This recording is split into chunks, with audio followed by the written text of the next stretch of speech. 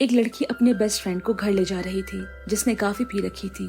अचानक उसका best friend उठ खड़ा होता है और दौड़ने लगता है। वो लड़की भी उसके पीछे भागी। फिर उसके फ्रेंड ने किसी की कार में उल्टी कर दी। कार का लोगो देखते ही लड़की समझ गई कि ये तो किसी अमीर इंसान की कार लगती है। वो डर जाती है। फिर जब उससे कार का मालिक नजर आता है तो वो उसे अपने दोस्त की हरकत के लिए माफी मांगती है। कार का मालिक उसे कहता है कि कोई बात नहीं। लड़की सोच में पड़ गई कि अभी भी इस दुनिया में इतने अच्छे लोग बाकी है। फिर जब वो अपने दोस्त को उठाने लगी, उसने लड़की को जोर से धक्का दिया।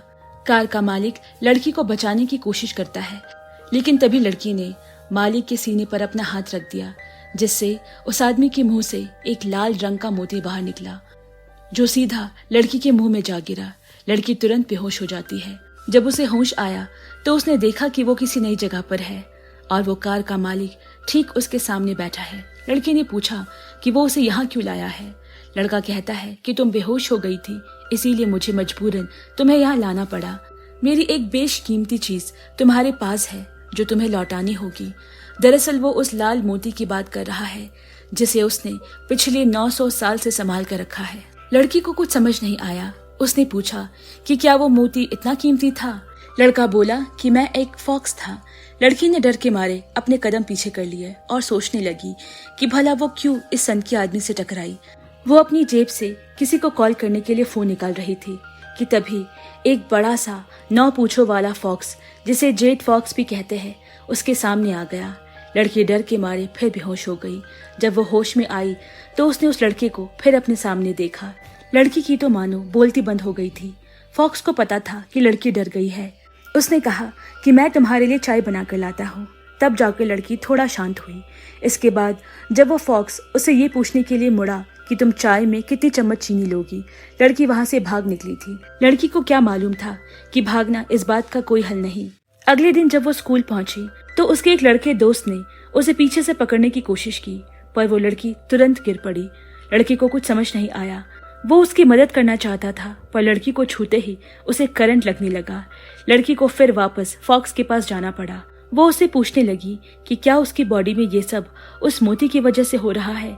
फॉक्स कहता है नहीं, बस तुम्हें एक बात का ख्याल रखना है कि तुम उन आदमियों के कांटेक्ट में नहीं आओगी जो टाइगर रियर में पैदा हुए हैं, क्योंकि टाइगर और फॉक्स एक दूसरे के कट्टर दुश्मन होते हैं। जब भी तुम किसी टाइगर रियर वाले इंसान के संपर्क में आओगी तुम्हें तकलीफ होगी। लड़की ने पूछा क्या मुझे पेन किलर लेनी पड़ेगी। लड़का उसके गाल पर हाथ रख देता है। जब तक मैं तुम्हारे पास रहूंगा तुम्हें कोई तकलीफ नहीं होगी। उसके छूने से वाकई में लड़की को बहुत बेहतर महसूस होने लगा, मगर उस मोती का रंग जो 900 सालों तक लाल था अब बदल कर नीला होने लगा है। लड़की चाहती है कि हॉस्पिटल जाकर ऑपरेशन करवा ले और वो मोती फॉक्स को लौटा दे, पर फॉक्स कहता है इससे कोई फायदा नहीं होगा। अब बस इसका एक ही उपाय है, हम दोनों को साथ रहना होगा। हालांकि उनकी पहली मुलाकात थोड़ी अजीब थी, पर फॉक्स के लिए वो मोती बेहद कीमती है। वो लड़की फॉक्स के साथ रहने के लिए अपना बोरिया बिस्तर बांधने लगती है। उसके साथ जो चीजें हुई थी उनको लेकर वो बेहद डरी हुई थी। फॉक्स के घर जाने से पहले वो एक दुकान लेजर गन खरीदने पहुंची। हालांकि लेजर गन थोड़ी महंगी होती है। दुकानदार उसे कोई स्प्रे की बोतल देकर कहता है कि इसे ले लो, ये इससे सस्ता है और तुम्हें प्रोटेक्ट भी करेगा। लड़की वो स्प्रे बोतल खरीदने ही वाली थी कि तभी टीवी पर उसने देखा कि आजकल बहुत लोगों को किडनैप करके उनके ऑर्गन निकाले जा रहे हैं। ये देखते ही उसने झट से स्प्रे बोतल लौटाकर लेजर गन खरीद ली।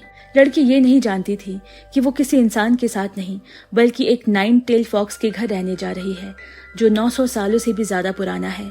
उस रात लड़की अपना सामान लेकर फॉक्स के घर पहुंची। फॉक्स उसे ऊपर से ही देखकर ये सोच रहा था कि आखिर इतने सालों तक मोती का रंग कभी नहीं बदला, अब अचानक ऐसा क्या हो गया। फिर जब लड़की अपना सूटकेस लेकर यार्ड से गुजर रही थी, उसकी नजर फॉक्स से मिली और गुस्से में वो उसके 18 पुश्तों को गाली देती है। तभी फॉक्स उसके सामने आकर खड़ा हो गया।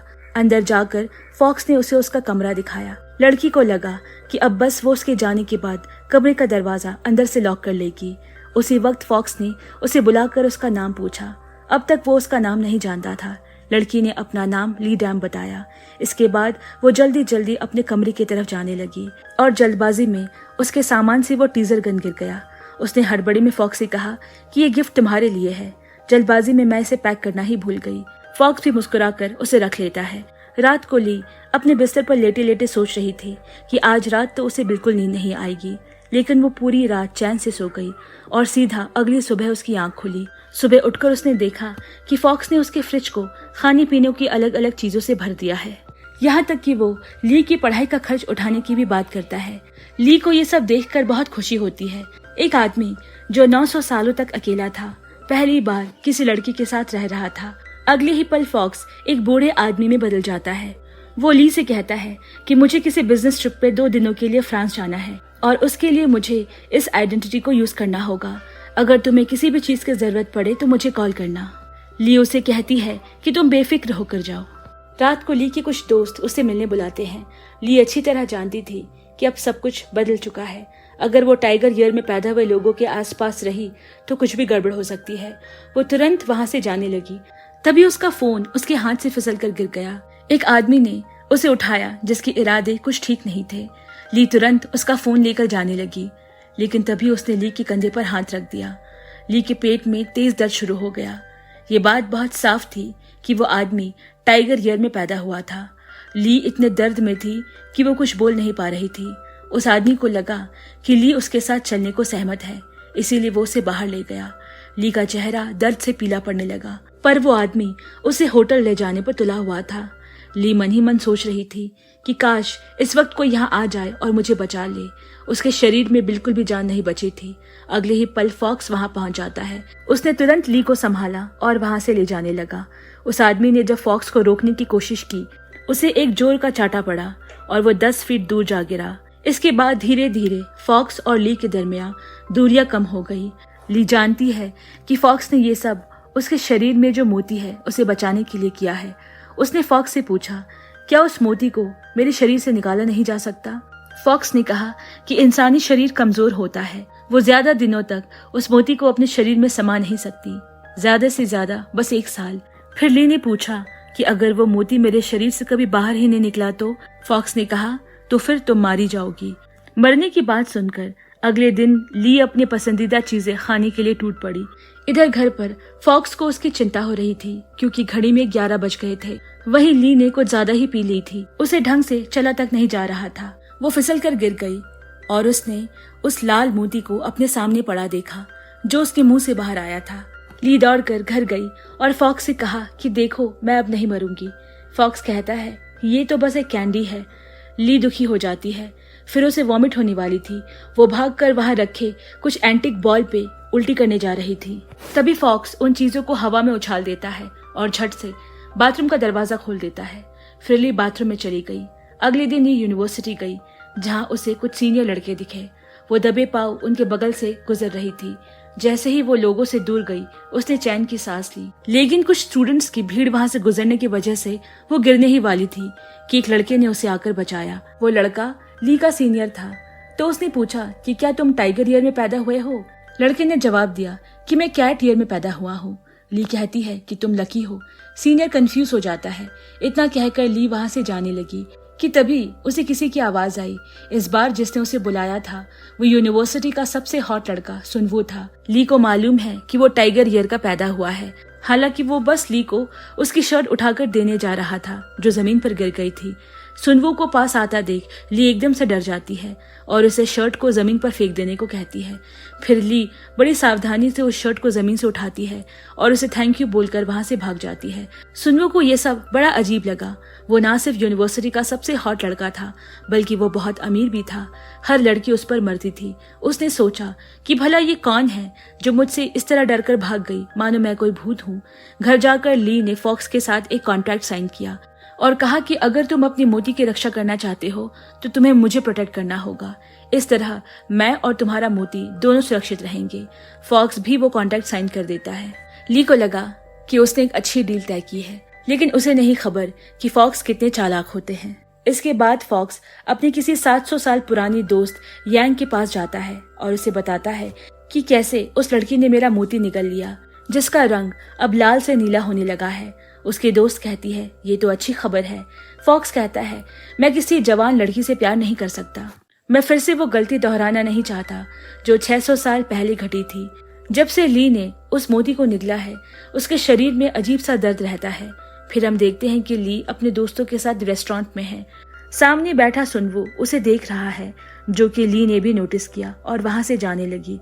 वो उसे रोकने की कोशिश करता है, पर ली उसे छूने से बच रही थी। वो उसे साथ बैठने को कहता है। ली की दोस्त उसके कान में फुसफुसाती है कि इतना अच्छा मौका क्यों गवा रही हो। हालांकि ली उसे मना कर देती है। फिर ली की फ्रेंड ने उसका नाम लेकर पूछा, क्या हुआ, तुम्हें कुछ परेशानी हो रही है क्या? इससे सुनवो को उसका नाम पता लग गया।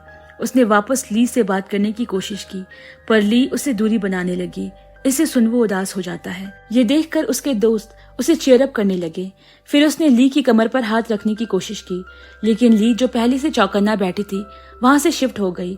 सुनवो को बहुत ऑकवर्ड फील होता है। उसी वक्त उसे किसी का कॉल आ गया। अब ली जिस तरह सुनवो को अवॉइड कर रही थी, उसका इंटरेस्ट उसमें और भी ज्यादा बढ़ने लगा।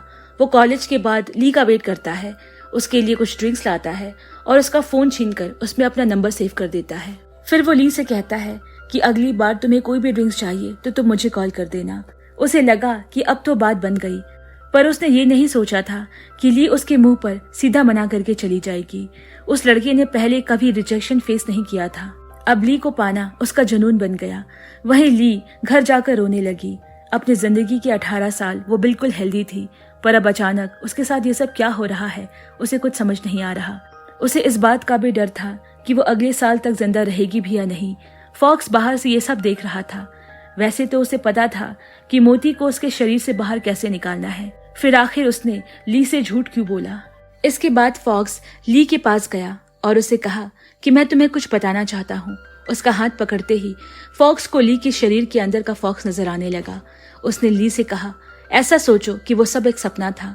फिर उसने दोनों हाथों से ली का चेहरा पकड़ा और उसे करीब लाया। पहले तो वो उस मोती यानी कि जेड फॉक्स को ली के शरीर से निकालना चाहता था, पर फिर उसने देखा कि मोती ने वापस से रंग बदल लिया है, तो फॉक्स वहीं रुक गया। ली का दिल भी जोरों से धड़क रहा था। फॉक्स को लगा कि शायद ये वही लड़की है जिसका वो पिछले 600 सालों से इंतजार कर रहा है। इस 18 साल की लड़की के करीब एक 900 साल का फॉक्स आने की कोशिश कर रहा था, लेकिन किसी ने ली की बात पर यकीन नहीं किया। ली पहले कभी किसी के साथ रिलेशनशिप में नहीं रही थी, इसीलिए ये सब उसके लिए भी नया था। एक दिन ली ने अपने फ्रेंड्स को बताया कि मैं जिस लड़के के साथ पिछले 1 हफ्ते से रह रही हूँ उसने मुझे अचानक किस किया। फिर वो रुक गया। जब मैं वहां से जाने लगी तो उसने मुझे हक कर लिया। इसका क्या मतलब है? उसके फ्रेंड्स ने बताया कि शायद वो तुम्हें पसंद करता है।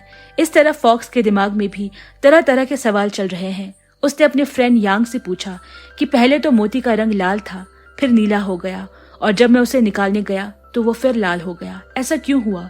यांग ने कहा कि ऐसा इसीलिए हुआ क्योंकि अब वो नॉर्मल हो चुकी है। अब तुम पर है कि तुम्हें वो मोती उसे वापस चाहिए या नहीं। और हाँ, ये शायद तुम्हारा आखिरी मौका हो सकता है। इधर सुनवो ली को मैसेज करके मिलने बुला रहा था। ली उसे कहती है कि मैं फ्री नहीं हूँ। वो अब बदतमीजी पर उतर आया। उसने ली से पूछा कि आखिर तुम कहाँ इतनी बिजी हो? ली कहती है, मैं टॉयलेट साफ कर रही हूँ। अगर तुम्हारे पास टॉयलेट साफ करने का कोई टिप्स हो तो मुझे देना। उसे लगा कि ली मजाक कर रही है, पर ली तो वाकई में टॉयलेट साफ कर रही थी। वो नहीं चाहती थी कि फॉक्स के सामने उसकी बेइज्जती हो। सुनवो उसे कॉल करता है और कहता है कि सीट को नीचे करके फ्लश कर दो, इससे पानी का ज्यादा प्रेशर पड़ेगा और टॉयलेट का ब्लॉकेज हट जाएगा। फिर जब फ्लश सही में काम करने लगा तो ली ने सुनवो को थैंक यू बोला और उसने उसे टॉयलेट फेरी निकनेम भी दे दिया। सुनवो बोला, ऐसे काम नहीं चलेगा, तुम्हें मुझे खाने पे बुलाना होगा। ली झट से मान जाती है। उस रात फॉक्स ली के लिए उसका फेवरेट पिज्जा लेकर आया। पिज्जा खत्म करते ही उसने ली से पूछा कि अगर तुम्हारा पेट न भरा हो तो मैं तुम्हारे लिए कुछ बना सकता हूँ। ली को अपने दोस्त की बात याद आ गई कि वो तुम्हें पसंद करता है। ली ने सीधा फॉक्स से पूछने की कोशिश की, पर वो चौंक गया। फिर उसने ली को बताया कि पहले तो मैं तुम्हें जाने देना चाहता था, हालांकि ऐसा करने से सब कुछ मुझे अकेले ही हैंडल करना पड़ता। ली उसे कहती है कि अगली बार से ध्यान रखना, तुम्हारी ऐसी हरकतों से सामने वाले इंसान को गलत सिग्नल मिल सकता है। ली सोच रही थी कि फॉक्स कितने अजीब होते हैं, और यहाँ फॉक्स यांग की बात याद कर रहा था जिसने उसे ली को डेट करने की सलाह दी थी। फॉक्स को ये सब कुछ थोड़ा अटपटा सा लग रहा था। अब यहाँ हमें ये पता लगता है कि ली के अचानक घर से शिफ्ट होने के कारण उसके छोटे भाई को उस पर शक हो गया था। वो अपने दोस्त के साथ मिलकर उस पर नजर रखने लगा। एक दिन ली ने अपने पेट पर हाथ फेरते हुए फॉक्स को बताया कि उसके पेट में जो फॉक्स है वो आजकल उसे ज्यादा परेशान नहीं कर रहा। ये देखकर उसका भाई सोचने लगता है कि शायद ली प्रेग्नेंट है। वो तुरंत फॉक्स के पास जा पहुंचा और उसे पूछता है कि क्या तुम मेरी बहन से प्यार करते हो? फॉक्स ने ना में जवाब दिया। फिर ली का भाई कहता है कम से कम तुम उससे शादी तो करोगे ना। इस पर भी जब फॉक्स ने ना में जवाब दिया, वो जोश जोश में फॉक्स को मारने के लिए आगे बढ़ता है और अगले ही पल बस फॉक्स की एक नजर से दोनों दोस्त हवा में फ्रीज हो जाते हैं। ये देखकर ली एकदम से शॉक हो जाती है। फॉक्स उससे कहता है घबराओ मत, मैं इन्हें सेफली घर पहुंचा दूंगा और उनकी याददाश्त भी मिटा दूंगा। इन्हें यहाँ जो कुछ हुआ उनमें से कुछ भी याद नहीं रहेगा। इससे पहले कि ली कुछ बोल पाती, वो दोनों वहां से गायब हो गए। उसने तुरंत फोन निकाला और अपने भाई को कॉल करने लगी, मगर उसका कॉल नहीं लग रहा था। फिर उसे उसके भाई का बैग वहां दिखा जो अगले ही पल गायब हो गया। ली अपने घर की तरफ दौड़ी। घर जाकर उसने देखा कि उसका भाई तो अपने दोस्तों के साथ गेम खेल रहा था। उसके भाई का बैग भी वहीं पड़ा था। वो ली से पूछता है कि तुम यहाँ क्या कर रही हो? ली कोई बहाना बना देती है कि मेरी कुछ चीजें यहाँ लेने आई थी। वो ऐसे बिहेव कर रहा था मानो अभी अभी जो कुछ भी हुआ इस बारे में उसे कुछ भी याद ना हो। ली को यकीन हो गया कि फॉक्स असल में कितना पावरफुल है। दूसरी तरफ यांग फॉक्स को चिढ़ा रही थी। वो उसे कहती है कि ये 21वीं सदी है, यहाँ लड़कियां सिर्फ चिकनी चुपड़ी बातों से नहीं बल्कि एक्शन देखकर प्यार करती है। अब फॉक्स के मन में बस यही चल रहा था कि ना जाने ली के मन में क्या चल रहा होगा। इसके बाद जब ली ने किसी चीज के लिए उससे मदद मांगी, फॉक्स को लगा कि यही मौका है उसे बताने का, पर फिर उसने खुद को रोक लिया। एक तरफ सुनवो भी जानबूझकर दिन में 10 बार ली के सामने आ जाता और बाकी समय पर वो लगातार मैसेज भेजकर डेट पर चलने के लिए कहता। ली भी सोचने लगी कि ये लड़का कितना जिद्दी है, ये तो हाथ धोकर मेरे पीछे पड़ गया है। हालांकि सुनवो के इरादे कुछ और ही थे। उसने अपने कुछ दोस्तों से शर्त लगा रखी थी कि वो ली को पटा कर रहेगा, क्योंकि उसके दोस्तों ने उसका मजाक उड़ाया था, ये कहते हुए कि इस लड़की ने तो यूनिवर्सिटी के सबसे हॉट लड़के को घास तक नहीं डाली। ली ने भी सुनवो के बारे में फॉक्स से बात की। फॉक्स समझ गया कि ली बस सुनवो से किसी तरह छुटकारा पाना चाहती है। वो लोग रिलेशनशिप में होने की एक्टिंग करने लगे ताकि सुनवो आगे से उसे परेशान न करे। फिर फॉक्स ने उससे कहा तुम ऐसे कपड़े पहनना शुरू कर दो जिससे लड़के तुम में कोई इंटरेस्ट ना ले। एकदम आउट ऑफ फैशन कपड़े पहनने लगो। ली कहती है हाँ ये अच्छा आइडिया है। फिर फॉक्स ने कहा और जब तुम खाना खाओ तो एकदम जंगली की तरह मुंह खोल खोल कर खाओ, जिससे कोई भी तुमसे बात करने से पहले 10 बार सोचे। मैंने पिछली बार तुम्हारे फ्रेंड्स के साथ बातें करते हुए सुना था, तुम कितनी गालियां दे रही थी। अब बस जैसे ही तुम अपने दोस्तों को गालियां दे रही थी वैसे ही सबसे बातें करना शुरू कर दो। फिर देखना कोई तुम्हारे आसपास भटकेगा तक नहीं। वो लोग खाना खाकर वहां से जा रहे थे कि तभी सुनवो का कॉल आया। उसके बैकग्राउंड से काफी शोर आ रहा था। फिर अगले ही पल सुनवो उसके सामने आ गया। फॉक्स ने तुरंत ली को अपनी तरफ खींच लिया, जिससे उसके दिल की धड़कनें बढ़ गई।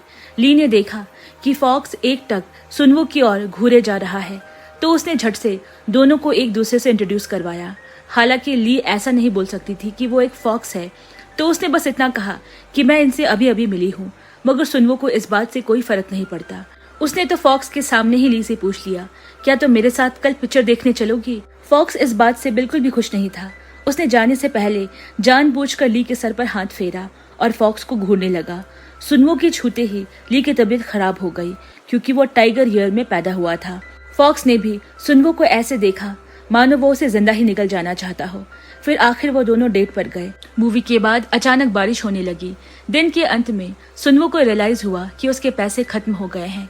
असल में उसके छोटे भाई ने उसकी जेब से पैसे चुरा लिए थे। उसने ये बात हिचकिचाते हुए ली को बताई। ली ने कहा कोई नहीं, चलो मैं तुम्हें घर ड्रॉप कर देती हूँ। ये सुनते ही सुनवो ने ली की सारी बुरी आदतों को मानो अनदेखा कर दिया हो। उस अमीरजादे ने कभी अपनी जिंदगी में बस से सफर नहीं किया था। वो पहली बार ली के साथ बस में चढ़ा। अगले दिन ली ने वो सारे पैतरे अपनाए ताकि सुनवो उससे दूर रहे, मगर यहाँ तो उल्टा ही हो गया। सुनवो को उसकी सारी बुरी आदतें क्यूट लगने लगी। इसके बाद यांग बिना यूनिफॉर्म के पहली बार यूनिवर्सिटी आई। सभी लोगों ने उसे नोटिस किया। उसने आते ही सबसे पहले ली से दोस्ती की। वो हर वक्त ली को निहारती रहती, लेकिन उसके अलावा कोई और भी था जो हमेशा ली को देखता रहता। वो था सुनवो। फॉक्स ने ये सुनते ही यांग से कहा मैं भी यूनिवर्सिटी आना चाहता हूँ। यांग ने फॉक्स की यूनिवर्सिटी आने का सारा इंतजाम कर दिया। उस दिन ली कुछ अलग तरीके से रेडी हुई थी, क्योंकि उसका यूनिवर्सिटी के बाद एक अपॉइंटमेंट था। उसके जाते ही फॉक्स उसके ख्यालों में खो गया। इसके बाद प्रोफेसर ने सबको लव थीम के ऊपर ड्रामा करने के लिए और ऐसे लिखने के लिए टास्क दिया। स्टूडेंट्स को दो दो की टीम में बांट दिया गया। फिर जब दोनों टीम मेंबर्स का नाम अनाउंस हुआ तब प्रोफेसर ने किसी नई लड़की का नाम लिया जो कि थी यांग। इसके बाद बारी थी ली की। ली और सुनवो को एक ही टीम में दिया गया। ये जानकर ली परेशान थी, पर सुनवो इस बात से काफी खुश था। अगले दिन ली के पेट में दर्द होने लगा। उसने फॉक्स को बताया कि उसके पीरियड्स आने वाले हैं, इसीलिए वो बीमार है। फॉक्स ने पूछा कि वो क्या होता है। ली को उसे बताने में बहुत आलस आ रहा था, तो वो अपने कमरे में जाकर बेड पर लेट गई। फॉक्स बाहर बैठकर किताबें पढ़ने लगा, लेकिन काफी समय से उसने किताब का एक भी पन्ना नहीं पलटा, ना ही उसकी नजर घड़ी पर से हटी थी। फिर वो ली के कमरे में जाकर उसे पूछता है, क्या तुम्हें कोई दवाई चाहिए? ली उसे कहती है कि पीरियड्स में कोई दवाई काम नहीं करती। फॉक्स कहता है, मैं तुम्हारे लिए गर्म पानी लेकर आता हूँ। इसके बाद वो उसके लिए बहुत सारा खाना बनाता है। खाने के बाद ली का मूड काफी हद तक ठीक हो गया था। रात को भी वो चैन से सोई। फिर अगले दिन जब उसकी आंख खुली, उसने सोचा ये तो अब अगले दिनों तक ऐसा ही चलता रहेगा। उसके दिल में ख्याल आया कि ऐसी हालत में मैं अगर किसी टाइगर बॉन्ड इंसान से गलती से भी टच में आ जाऊं तो मेरी मौत तो पक्की है। हालांकि उस दिन संडे था और वो लव प्रोजेक्ट कंप्लीट करने का आखिरी दिन था। अगले सीन में फॉक्स ली से पूछता है कि वो कहाँ जा रही है। ली कहती है, मुझे प्रोजेक्ट कंप्लीट करने के लिए उस टाइगर ईयर वाले सुनवो से मिलने जाना ही होगा। अब फॉक्स भला उसे कैसे जाने देता। वो कहता है, मेरे पास एक आइडिया है जिससे तुम घर पर ही रहकर अपना प्रोजेक्ट खत्म कर पाओगी। फिर फॉक्स ने अपने आप को ली में बदल लिया और सुनवो से मिलने चला गया। हालांकि फॉक्स ने अपना हुलिया तो बदल लिया था, मगर उसका बर्ताव कैसे बदलता। सुनवो और ली खाना खाने जाते हैं। अब दोस्तों, फॉक्स की आदत थी एकदम अदब के साथ खाना खाने की, वहीं ली का तो हमें पता ही है। ये देख सुनवो को शक हो जाता है कि दाल में कुछ काला है। दूसरी तरफ हमारी फीमेल फॉक्स यानी यांग भी ली के फ्रेंड जिन के साथ डेट पर गई थी। वो उसके साथ मूवी देखने जाने ही वाली थी ताकि इसके बाद लव थीम पर ऐसे लिख सके। अचानक उसने ली और सुनवो को देखा। हमेशा की तरह वो ली को देखकर बहुत खुश हो गई। ली के पास जाते ही वो समझ गई कि ये तो ली नहीं है और वो मन ही मन मुस्कुराने लगी। इसके बाद एक दिन फॉक्स पहली बार ली को यूनिवर्सिटी से पिक करने गया। वो बेसब्री से उसका इंतजार कर रहा था कि तभी किसी ने उसकी कार की विंडो खटखटाई। फॉक्स को लगा कि ली आ गई है, पर वो तो उसकी दोस्त यांग थी। यांग आते ही बिना कोई हाई हेलो कहे फॉक्स की बगल वाली सीट पर बैठ गई। फॉक्स के एक्सप्रेशन देखकर वो समझ गई कि वो उसकी नहीं बल्कि किसी और का वेट कर रहा था। वो फॉक्स को याद दिलाती है कि अगर हम इस तरह लोगों की भावनाओं में बहकर अपना मकसद भूलने लगे तो इसका अंजाम हमारे लिए अच्छा नहीं होगा। फिर दोनों ली को कार की तरफ बढ़ते हुए देखते हैं। फॉक्स यांग से कार से उतरने को कहता है, पर वो उतरने का नाम ही नहीं ले रही थी। अब जब ली कार के एकदम नजदीक आ गई, फिर जैसे ही उसने कार का दरवाजा खोला, यांग गायब हो गई थी। वहाँ यांग अब भी मेकअप किए जा रही थी, पर वो खुद को यूनिवर्सिटी के बाहर खड़ा पाती है। उसे उम्मीद नहीं थी कि फॉक्स उसके साथ ऐसा करेगा। ली को फॉक्स की कार में बैठा उसके बेस्ट फ्रेंड और जिन ने देख लिया। इस बात से दोनों ही नाराज थे कि वो उन्हें बिना बताए किसी के साथ कैसे जा सकती है। इसके बाद ली ने जिन को मनाने की बहुत कोशिश की, पर जिन ने उसे कहा कि तुम एक कैरेक्टरलेस लड़की हो और कई दिनों तक उसे बात करना बंद कर दिया। एक दिन ली को लगा कि जिन का कुछ ज्यादा ही हो रहा है। उसने सारा मामला समझाने के लिए जिन को कॉल किया, पर उसने बिना कुछ सुने ही फोन कट कर दिया। इससे ली को बहुत गुस्सा आ गया। वो अपना आपा खोकर जोर जोर से चिल्लाने लगी। तभी फॉक्स अंदर आकर उसे पूछता है कि क्या जेड फॉक्स तुम्हें परेशान कर रहा है। ली कहती है, तुमने अब तक इसे मेरे शरीर से बाहर निकालने का तरीका क्यों नहीं ढूंढा। फिर फॉक्स उसे झूठ बोलता है कि मैं जल्द ही पता करूंगा, जबकि वो पहले से जानता था। यह जिन जो अभी भी ली से नाराज था, वो सुन के दोस्तों को कहते हुए सुन लेता है कि ली जैसी लड़कियों को बेवकूफ बनाना कितना आसान है। सुन वो अपनी हार मान लेता है और अपने दोस्तों को 1000 वॉन देता है, क्योंकि वो उनसे बेट हार चुका था। ये देखते ही जिन जाकर सुनवो का कॉलर पकड़ लेता है और उसे पूछता है कि ये सब क्या हो रहा है। सुनवो के मुंह पर चुप्पी थी। उसने जिन से कहा कि वो इस बारे में ली को ना बताए। अब उसकी शक्ल देखकर जिन उसका कॉलर छोड़ देता है और उसे कहता है कि ठीक है, मैं ली को कुछ नहीं बताऊंगा। असल में सुनवो नहीं चाहता था कि ली ये बात जानकर दुखी हो। ये साफ था कि वो ली से प्यार करने लगा है। हालांकि ली को कहीं से पता लग जाता है, जिसके बाद वो सुनवो से इस बारे में पूछती है। सुनवो से माफी मांगता है और ये भी कहता है कि मैं वाकई में तुम्हें पसंद करने लगा हूँ। जिस पर ली कहती है कि तुम सिर्फ अपना समय बर्बाद कर रहे हो। तभी ली के बेस्ट फ्रेंड और जिन वहाँ आ जाते हैं और उसे वहाँ से ले जाते हैं। इसके बाद शहर भर में हो रहे वारदातों पर खबर आ रही थी कि आजकल लोग गायब हो रहे हैं और फिर उनके ऑर्गन्स निकाल लिए जा रहे हैं। यिंग नोटिस करती है कि ये सारी वारदातें किसी इंसान की नहीं की हुई लगती। वो तुरंत फॉक्स को इस बारे में पूछने के लिए कॉल करती है। फॉक्स उसका कॉल रखकर सोच पे पड़ जाता है। अब रात को फॉक्स खिड़की का पर्दा बंद करना भूल जाता है। उसकी नजर एक बिल्ली पर पड़ती है जो उसे घूर रही थी। इसके बाद ली घर आती है। उसने भी खिड़की खुली छोड़ने की आदत थी। वो अपने कपड़े बदल रही थी। उसे बिल्कुल ध्यान नहीं था कि बाहर बैठी बिल्ली उस पर निशाना गाड़े हुए है। अचानक फॉक्स को कुछ गड़बड़ी लगती है। वो अचानक अपनी चेयर से खड़ा होकर खिड़की की तरफ जाता है। बिल्ली खतरे को भांप लेती है और वहां से जाने लगती है। जैसे जैसे बिल्ली आगे बढ़ती है वो एक इंसान में बदल जाती है। जब फॉक्स बाहर देखने आता है तो वो मिस्टीरियस आदमी गायब हो जाता है। फॉक्स सोचने लगता है कि यांग बिल्कुल सही कह रही थी। इसके चलते यांग अगले दिन यूनिवर्सिटी में ली को एक पल के लिए भी अपनी नजरों से दूर नहीं होने देती। ली भी उसका यह बर्ताव देखकर हैरान हो जाती है। असल में फॉक्स ने ही यांग को कहा था कि वो ली का ध्यान रखे। फिर यांग ने देखा कि एक हाथ ली की तरफ बढ़ रहा है। उसने उसे पकड़ लिया। वो हाथ जिन का था। यांग के सिर्फ पकड़ने भर से जिन के हाथ में जोरों का दर्द शुरू हो गया। ये सब देखकर ली की हैरानी बढ़ती जा रही थी। इसके बाद ली लाइब्रेरी गई। उसने वहाँ कुछ किताबें ली। फिर वो किसी से टकरा गई। उस शख्स ने ली की किताबें उठाई और उसे अपना ख्याल रखने को कहा। उस शख्स को देखकर उसे कुछ अजीब सा महसूस हुआ। तभी पीछे से उसे फॉक्स की आवाज सुनाई दी। उसने ली से पूछा कि वो यहाँ क्या कर रही है। ली बस फॉक्स की तरफ मुड़ी ही थी कि वो आदमी पीछे से गायब हो गया और ली ने भी उस बात पर ज्यादा कुछ ध्यान नहीं दिया। इसके बाद ली किसी फ्लावर शॉप के बाहर से गुजर रही थी। वहाँ उसने एक लड़की को देखा जिसकी पेंटिंग उसने फॉक्स की किताब में देखी थी। एक बार फॉक्स ने ली को बताया था कि ये उसके पहले प्यार की पेंटिंग है। हालांकि वो बात 500 साल पुरानी है। ली को उस लड़की को देखकर थोड़ा जेलस फील हुआ। जब फॉक्स वहाँ आया तो उसकी उस लड़की से नजरें मिली। दोनों की आंखों में प्यार झलक रहा था। ली ने फॉक्स का हाथ खींचा और कहा, मुझे घर जाना है। फॉक्स ने उसे कहा, तुम चलो मैं आता हूँ। फिर वो फ्लावर शॉप के अंदर गया और उस लड़की से पूछा कि वो क्या चाहती है। क्या वो उस लड़की का चेहरा इस्तेमाल करके मेरा जेड फॉक्स मुझसे चुराना चाहती है। वो लड़की भी तुरंत अपने असली रूप में आ गई। उसने कहा कि वैसे भी जेड फॉक्स तुम्हारे पास नहीं है और वहां से चली गई। फॉक्स तुरंत वहां से घर पहुंचा। उसने ली को बिना कुछ कहे ही अपने पास खींच लिया और कहा कि वो लड़की मेरा पास थी, लेकिन अब बस मैं तुम्हें प्रोटेक्ट करना चाहता हूँ। ली को यह सुनकर बहुत अच्छा महसूस हुआ। हालांकि उसे आने वाले खतरों का कोई अंदाजा नहीं था। उस दिन के बाद से फॉक्स रोज यूनिवर्सिटी उसे पिक करने आने लगा। फिर ली के एग्जाम्स आए जिसके लिए उसे दिन रात पढ़ना पड़ता था, लाइब्रेरी जाना पड़ता था। एक दिन कोई अंधेरी में छिपकर उस पर नजरें गड़ाए हुए बैठा था और फॉक्स को यहाँ उसकी फिक्र सताई जा रही थी। उसने ली को कॉल किया और फिर उसे लेने लाइब्रेरी जा पहुंचा। ली उससे पूछती है कि वो यहाँ क्या कर रहा है। फॉक्स कहता है कि मैं तुम्हें लेने आया हूँ। फिर जब वो उसके पेट से चमकती हुई लाल रोशनी देखता है तो उसका चेहरा खिल उठता है। वो ली के चेहरे को छूने जा ही रहा था कि बुक शेल्फ से बुक गिरती है और जैसे ही वो मुड़ती है वो फॉक्स गायब हो जाता है।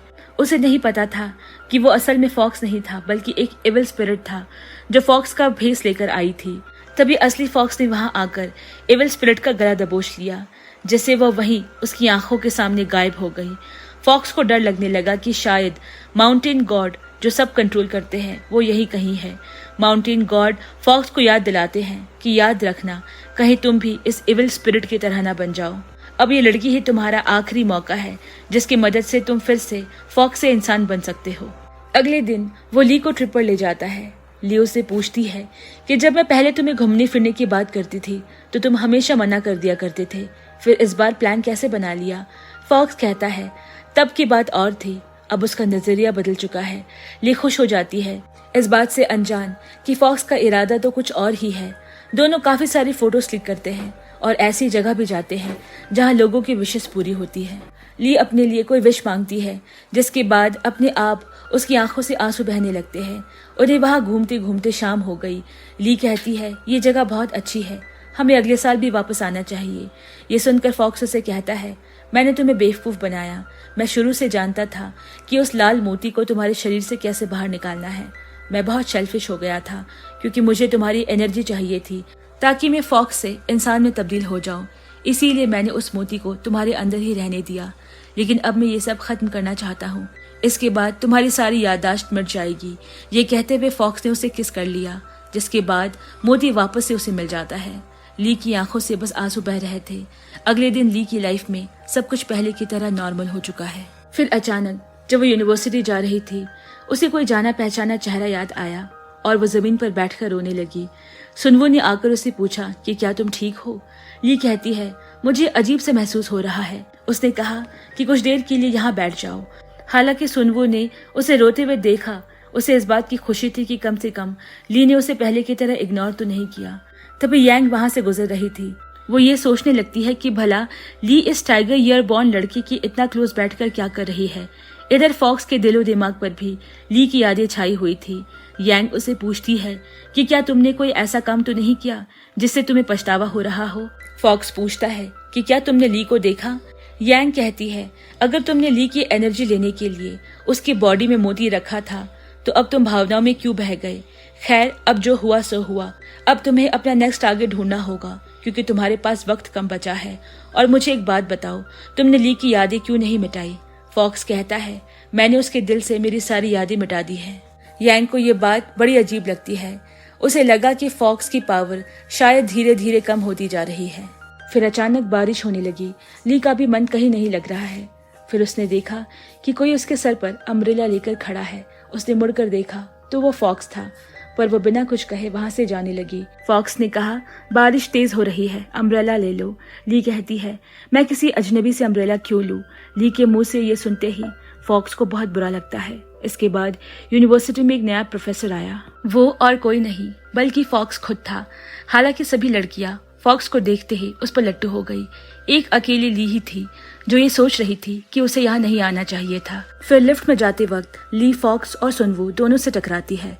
सुनवो से पूछता है कि क्या तुम मेरे साथ खाना खाने चलोगी। फॉक्स भी लिफ्ट में खड़ा ये सब सुन रहा था।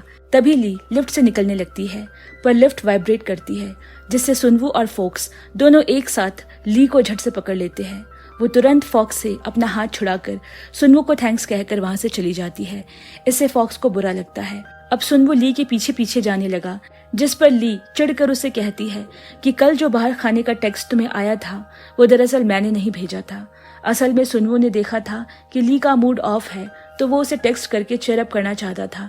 तभी उसकी छोटी बहन आकर उसे चिढ़ाने लगी और उसी ने ली को डिनर पर चलने का टेक्स्ट भेज दिया था। यहाँ ली को जब वो मैसेज मिला तो उसका छोटा भाई भी उसके बगल में बैठा था। उसका भाई भी उसे चिढ़ाने लगा, कोई पागल ही होगा जो तुम्हारे साथ डिनर पर जाना चाहेगा।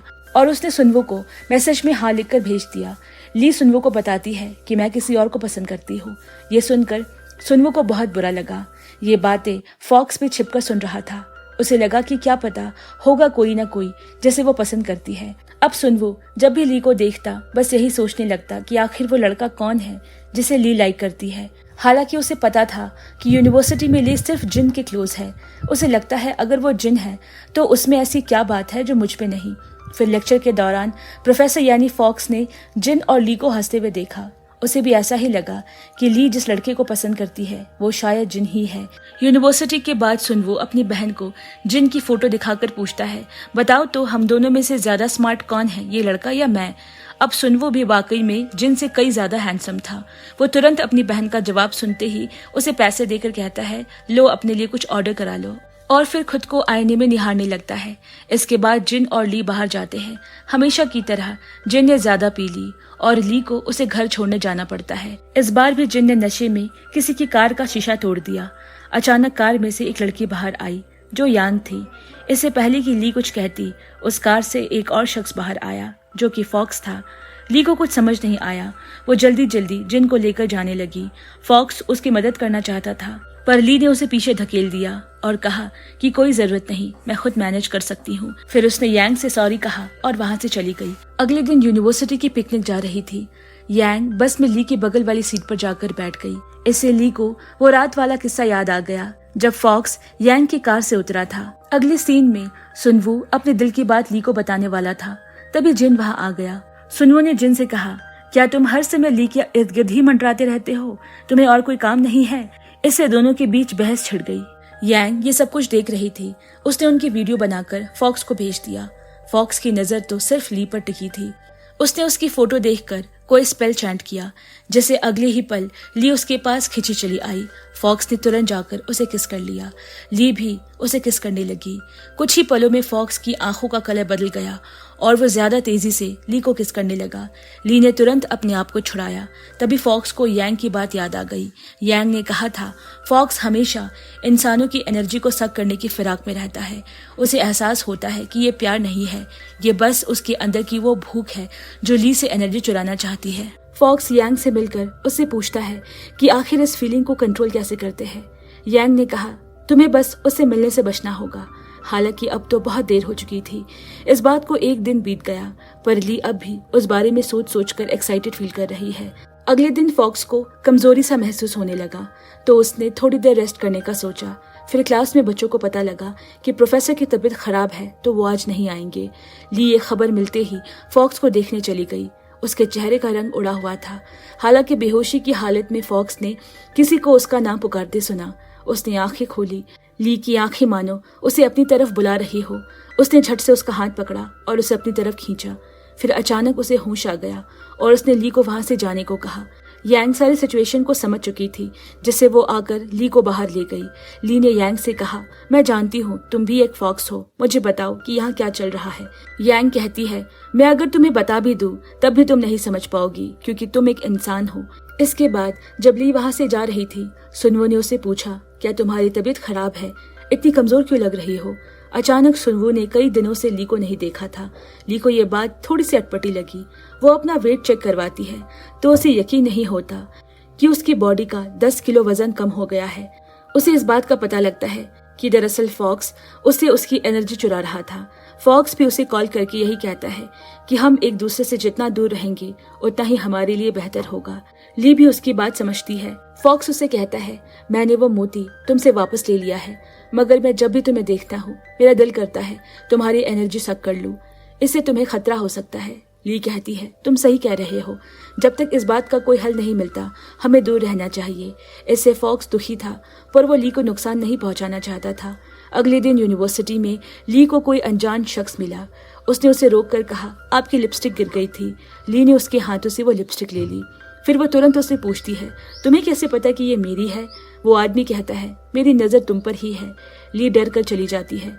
वो आदमी ना सिर्फ ली पर बल्कि फॉक्स पर भी नजर रखे हुए था। फॉक्स को भी उसे नेगेटिव वाइब्स आ रही थी। फिर माउंटेन गॉड ने फॉक्स के सामने एक लाल धागा दिखाया और कहा कि इसे लोगों की किस्मत का धागा कहते हैं, जो दो लोगों को आपस में जोड़ता है। फॉक्स गुस्सा हो जाता है और उसे कहता है कि फॉक्स लोगों को डॉग्स की तरह काट भी सकते हैं, पता है ना। उसके बाद माउंटेन गॉड वहां से गायब हो जाता है। फिर हम देखते हैं कि सुनवो के डैड ने उसका डेबिट कार्ड ब्लॉक करवा दिया है।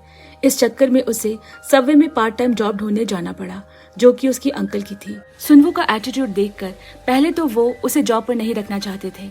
फिर उसने देखा कि कुछ लड़कियां सुनवो को देखकर पागल हो रही है, इसीलिए उन्होंने अपने फायदे के लिए उसे हायर कर लिया। इसके बाद हमें सुनवो की उंगली में वही लाल धागा बंधा हुआ दिखाया जाता है। इत्तेफाक से ली भी वही पार्ट टाइम जॉब करने के लिए आई थी। इस तरफ फॉक्स वो लाल धागे वाली बात को लेकर परेशान हो रहा था। वो फीमेल फॉक्स से पूछता है क्या ये लाल धागा वाली बात सच है। यांग कहती है ऐसा माना जाता है कि जो भी आदमी और औरत इस लाल धागे से जुड़े होते हैं उन्हें एक दूसरे से कोई जुदा नहीं कर सकता। पर तुम इस बारे में क्यों पूछ रहे हो। शाम के वक्त सुनवो और ली उनके कुछ दोस्तों के साथ बाहर खाने गए। सुनवो ने ली को कम पीने के लिए कहा, जिसे देखकर एक लड़की को लगा कि वो दोनों रिलेशनशिप में हैं, जिस पे ली ने कहा कि मेरा एक पहले से बॉयफ्रेंड है।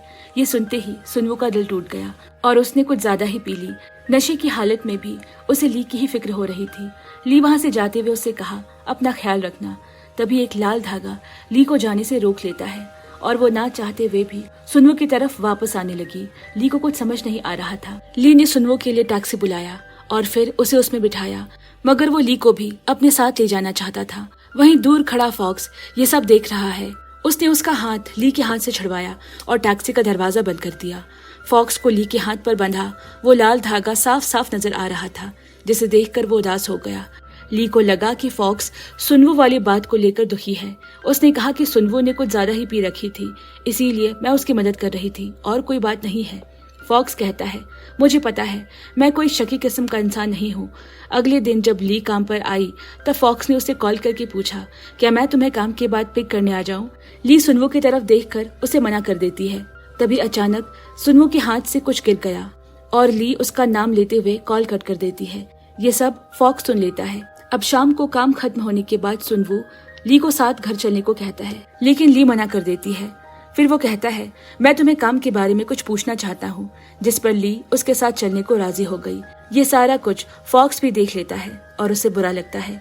रात को फॉक्स ली से उसके काम के बारे में पूछ रहा होता है, तभी लाइट चली गई और अंधेरे में ली फिसल कर फॉक्स के बेहद करीब आ जाती है, जिससे फॉक्स का मोती वापस से उसके मुंह से निकलकर सीधा ली के अंदर चला गया। फॉक्स को समझ नहीं आता कि वो क्या करे। फॉक्स उसे कहता है कि अपनी आंखें बंद करो और फिर वो दोनों किस करने लगते हैं। ली फॉक्स को बताती है कि मेरा और सुनवो का एक ही जगह काम करना महज एक इत्तेफाक है। फॉक्स ने ली को बताया कि माउंटेन गॉड ने तुम दोनों के बीच एक लाल धागा बांध दिया है। अब ली भी उस धागे को साफ साफ देख पा रही है। वो उसे काटना चाह रही है, मगर उस चक्कर में वो खुद गिर गई और उसके पाँव में मूंछ आ जाती है। फॉक्स तुरंत उसकी मदद को दौड़ा। हालांकि फॉक्स से पहले ही माउंटेन गॉड वहां आ गया। उसने ली को फ्रीज कर दिया और कहा, तुम जानती नहीं हो किस्मत से खेलने का नतीजा क्या हो सकता है। ली पूछती है, क्या मेरी किस्मत में सब कुछ पहले से तय है? माउंटेन गॉड कहता है, मैं तुम्हें सब कुछ तो नहीं बता सकता, पर तुम्हें फ्यूचर की एक झलक जरूर दिखा सकता हूँ।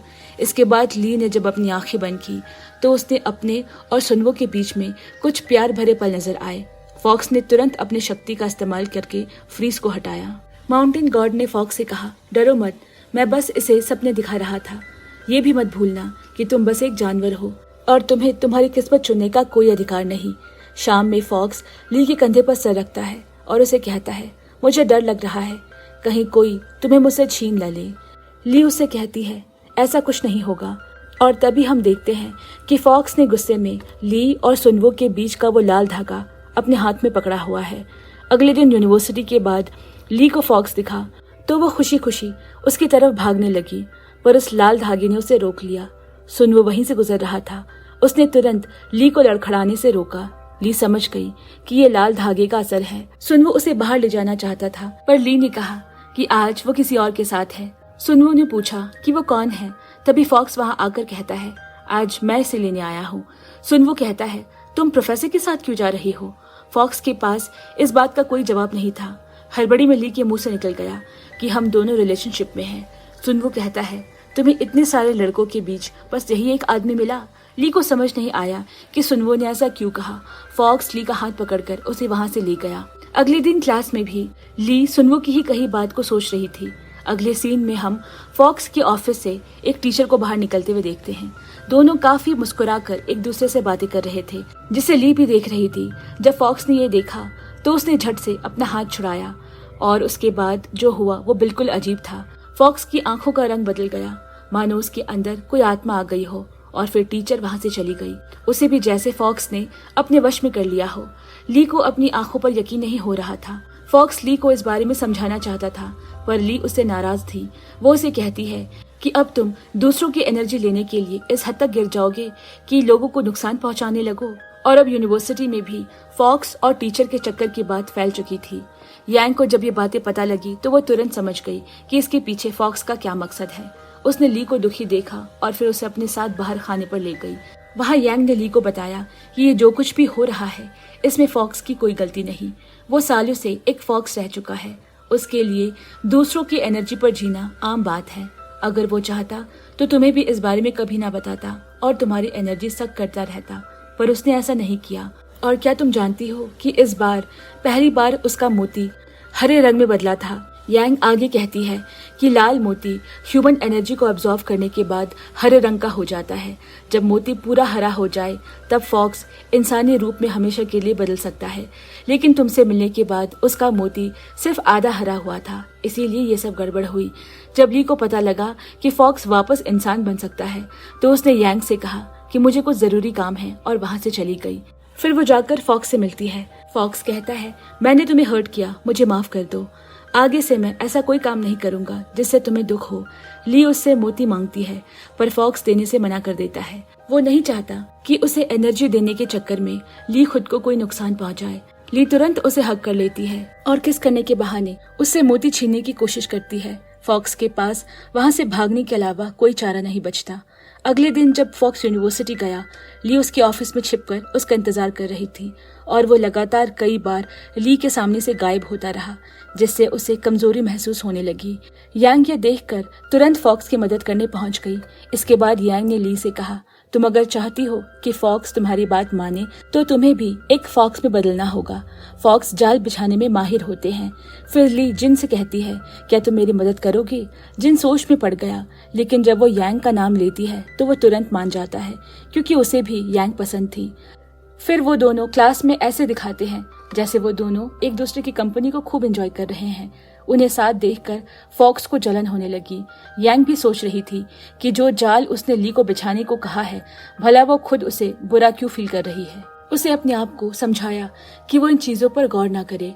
शाम को ली ने देखा कि उसके हाथ का वो लाल धागा खिंच रहा है, तो उसने डस्टबिन से चाकू उठाया और उसे काट दिया। तब एक अजीब सी घटना हुई। वो टाइम और स्पेस क्रॉस करके सीधा माउंटेन गॉड के सामने जा खड़ी हुई। माउंटेन गॉड ने कहा, तुम्हारी इतनी हिम्मत जो तुमने ऐसा किया। ली ने उससे कहा कि मैं किसी और से प्यार करती हूँ। माउंटेन गॉड कहता है कि इसमें फॉक्स की भी भलाई है। फिर ली पूछती है, अगर ऐसा है तो उस मोती का रंग सिर्फ आधा हरा क्यों हुआ? माउंटेन गॉड कहता है कि मोती का रंग एनर्जी से नहीं बल्कि ह्यूमन नेचर से बदलता है। मैंने तुम्हें लाल धागा इसीलिए बांधा था ताकि तुम जान सको कि तड़पना किसे कहते हैं, दूसरों की खुशी में खुश कैसे रहते हैं। जिस दिन तुम अपना सबक सीख जाओगी, फॉक्स अपने आप एक इंसान में बदल जाएगा। इससे पहले कि ली कुछ कह पाती, वो वापस रियलिटी में आ चुकी थी। उसे समझ आ गया कि फॉक्स में जिस चीज की कमी है वो है इंसानियत। उसने घर जाकर ह्यूमन नेचर पर खूब सारी रिसर्च की। फिर फॉक्स से कहा, मुझे मोती को हरा करने का तरीका मिल गया है। फॉक्स कहता है, अगर तुम फिर से वही सब बातें करना चाहती हो तो रहने दो। ली कहती है कि मुझ पर भरोसा करो। अगले दिन फॉक्स ली को यूनिवर्सिटी ड्रॉप करने जा रहा था। उनके पीछे की कार ने उसे ओवरटेक किया, जिससे फॉक्स ने जोर से कार की ब्रेक लगाई। फिर उसने ली से पूछा, क्या तुम ठीक हो? ली कहती है, मैं तो ठीक हूँ, पर तुमने गाली क्यों दी?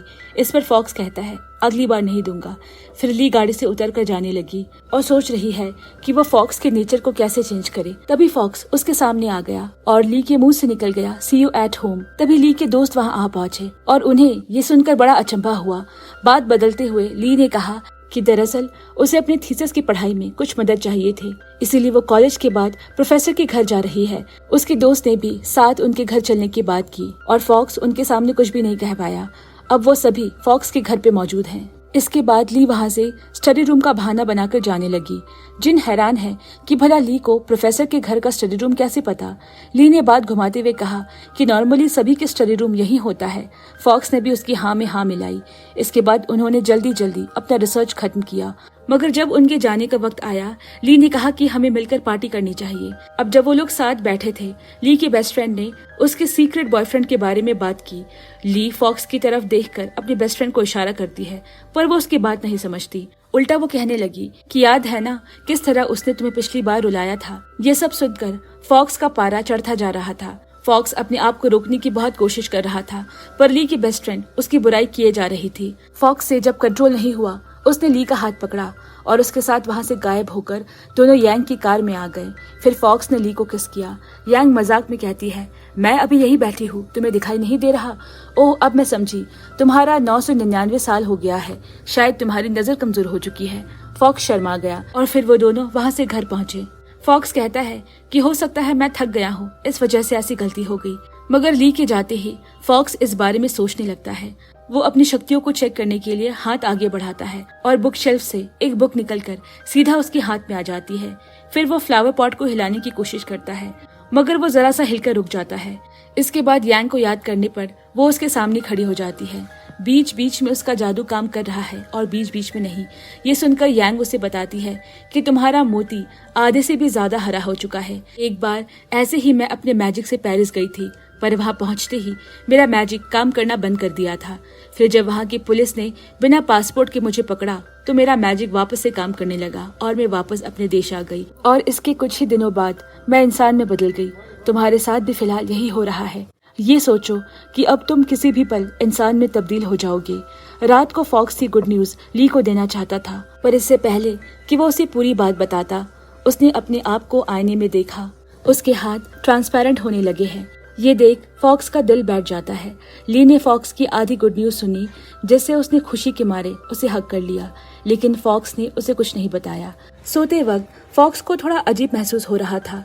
उसने ली से कहा कि शायद अब मैं इंसान बनने वाला हूँ, इसीलिए मुझे ठंड लग रही है।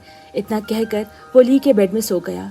ली भी शर्माते हुए उसके पास चली गई, जिसके बाद फॉक्स ने उसे अपनी बाहों में भरकर रात बिताई। अगले दिन फॉक्स ने ली से कहा, आज यूनिवर्सिटी मत जाओ। फिर वो दोनों काफी सारा वक्त साथ बिताते हैं, खूब सारे पिक्चर्स क्लिक करते हैं और कपल गेम्स भी खेलते हैं कि तभी अचानक ली का पैर फिसला। फॉक्स उसे पकड़ने आगे बढ़ा ही था कि वो अचानक खुद को सड़क के बीचों बीच खड़ा पाता है। फिर उसने अपने हाथों को देखा जो पूरा ट्रांसपेरेंट हो चुका था। जब उसने अपने मोती को देखा वो टूट गया था। उसे पता लग गया कि अब उसके पास ज्यादा वक्त नहीं बचा। यहाँ ली सोच रही थी कि फॉक्स अचानक उसे अकेला छोड़कर कहाँ चला गया। तभी किसी ने उसे पीछे से हक दिया। ली ने नाराज होते हुए फॉक्स से पूछा, कहाँ चले गए थे तुम? आगे से ऐसा मजाक कभी मत करना। ये सुनकर भी फॉक्स ने उसे सच्चाई नहीं बताई। इसके बाद ली कुछ दिनों के लिए अपने घर जा रही थी, क्योंकि उसकी माँ आई हुई है। ली को जाते देख फॉक्स का दिल रो रहा था। उसे लगा कि वो शायद ली को फिर कभी नहीं देख पाएगा। इसी चिंता में वो यांग से मिलने गई। उसने यांग से थैंक यू कहा, क्योंकि करीब 1000 साल बीत चुके थे। तब भी वो इंसान नहीं बना था, मगर यांग ने शुरू से ही उसका साथ दिया। यांग उसे कहती है कि बस अब चुप हो जाओ, मैं तुम्हें इस तरह जाने नहीं दे सकती। फॉक्स कहता है कि बस मेरा एक आखिरी काम कर देना जो सिर्फ तुम ही कर सकती हो। इसके बाद वो बाहर जाकर बेबस होकर रोने लगा। इसीलिए नहीं क्योंकि वो गायब होने वाला था, इसीलिए क्योंकि उसे ली को छोड़कर जाना पड़ रहा था। 900 सालों में पहली बार था जब फॉक्स ने खुद को इतना लाचार महसूस किया। इधर ली को भी बेचैनी से हो रही थी कि अचानक उसका ध्यान फॉक्स और उसके फोटो पर गई, जिसमें उसने देखा कि फॉक्स गायब हो रहा है। उसे पता लग गया कि कुछ तो गड़बड़ है, और दूसरी तरफ फॉक्स अपनी वसीयत लिख रहा था। ली अपने घर से निकलकर फॉक्स की घर की तरफ भागी, और रास्ते में वो फॉक्स को कॉल लगाकर पूछती है कि आखिर बात क्या है। फॉक्स अब और ज्यादा देर तक उसे सच नहीं छुपा पा रहा था। इधर ली को उसकी बहुत फिक्र हो रही थी। इसी टेंशन में उसने रोड क्रॉस करते वक्त अपनी तरफ आती हुई कार को नहीं देखा। यहाँ फॉक्स को भी पता चल चुका था कि ली मुसीबत में है। अगले ही पल ली को किसी ने जोर से धक्का देकर एक साइड कर दिया। जब ली ने मुड़कर देखा तो फॉक्स सड़क पर पड़ा था। उसे गाड़ी टक्कर मारकर जा चुकी थी। फॉक्स ली को देख रहा था। उसकी आंखों से आंसू बह रहे थे, लेकिन उसके अंदर उठने की ताकत नहीं बची थी। ली उसकी तरफ भागी। तभी एक पल में फॉक्स का शरीर उसकी आंखों के सामने हवा में ओझल हो गया। घर पर ली को फॉक्स की वसीयत मिली, जो आधे में ही छूट गई थी। उसे देख वो फूट फूट कर रोने लगी। अगले दिन फॉक्स के साथ खींची तस्वीरें जिसमें वो गायब हो गया था। अगले दिन वही तस्वीर जब उसने अपने फोन में देखी तो फॉक्स साफ नजर आ रहा था। ली को लगा कि फॉक्स जरूर अभी भी जिंदा है और मुझसे मिलने जरूर आएगा। इसी आस में उसने फॉक्स के घर पर रहने का फैसला किया। ऐसे ही दिन बीतते गए। दिन, हफ्ते, महीनों और फिर सालों बीत गए। इसके बाद एक दिन यांग ली को खोजते हुए उसके घर आई। उसने ली से कहा कि फॉक्स जानता था कि वो इस दुनिया से गायब होने वाला है। उसने मुझे एक आखिरी काम सौंपा था कि अगर मैं तुम्हें ज्यादा तकलीफ में देखूं तो उसके मोती की मदद से उससे जुड़ी सारी यादें तुम्हारे दिल और दिमाग से मिटा दूं। वो चाहता था कि तुम उसे भूलकर अपनी जिंदगी में आगे बढ़ो। ली ने कहा कि अगर मुझे जिंदगी भर भी उसका इंतजार करना पड़े तो भी मैं उसकी यादों को अपने सीने से लगाए रखूंगी। दूसरी तरफ फॉक्स किसी और टाइम और स्पेस में ली की बातें सुनकर उसकी आंखों से आंसू बह रहे थे। फिर एक दिन जब ली सुबह उठी, उसके पीछे बैठा कोई उसे देख रहा था। उसे देखते ही ली की आंखों से आंसू बहने लगे। इस तरफ यांग भी रो रही थी, क्योंकि उन लोगों ने सदियों से इस पल का इंतजार किया था। इतने उतार चढ़ाव के बाद आखिरकार वो दोनों एक हो ही गए। दोनों हाथों में हाथ डाले ग्रेजुएशन की डिग्री लेने लाइन में लगे हुए हैं, जो काफी लंबी थी। ली ने फॉक्स से कहा कि कुछ ऐसा मैजिक करो ताकि हमें लाइन में ना लगना पड़े। फॉक्स कहता है, अब मैं इंसान बन गया हूँ, अब ये मैजिक भूल जाओ। फिर एक दिन ली की माँ अचानक उनके घर पहुंच गई, जहाँ वो दोनों पकड़े गए। ली को इस बात से काफी शर्मिंदगी हुई। उसने फॉक्स से अपनी मॉम की यादों को मिटाने को कहा। फॉक्स ने भी ऐसा करने की कोशिश की, लेकिन ली की माँ पर कोई असर नहीं हुआ। ली की माँ ने पूछा, तुम दोनों कब से साथ रह रहे हो? फॉक्स ज्यादा देर तक सच को नहीं छुपा सका। उसने कहा, ली और मैं काफी लंबे समय से साथ रह रहे हैं, मगर ऐसा कुछ नहीं हुआ जैसा आप सोच रही हो, और ना ही आगे कभी होगा। ली को ये सुनकर शर्म भी आई और खुशी भी हुई। वो इस बात से हैरान थी कि उसकी माँ ने उस पर गुस्सा करना तो दूर, उसे डांटा तक नहीं। आखिर में जाते जाते ली की माँ ने उसके कान में फुसफुसाते हुए कहा, एकदम सही लड़का चुना है। फिर ली और फॉक्स एक दूसरे के साथ खुशी खुशी रहने लगे और इसी के साथ हो जाती है इस सीरीज की परफेक्ट हैप्पी एंडिंग। दोस्तों, अगर आपको इस तरह की कोरियन ड्रामा की कहानियां पसंद आती है तो हमारे हौसला अफजाई के लिए इस चैनल को जरूर सब्सक्राइब करें। और अगर आज की कहानी पसंद आई है तो एक लाइक करके कमेंट में जरूर मेंशन करें। जल्द ही मिलते हैं एक और जबरदस्त कोरियन ड्रामा की कहानी के साथ। तब तक के लिए बाय बाय फ्रेंड्स।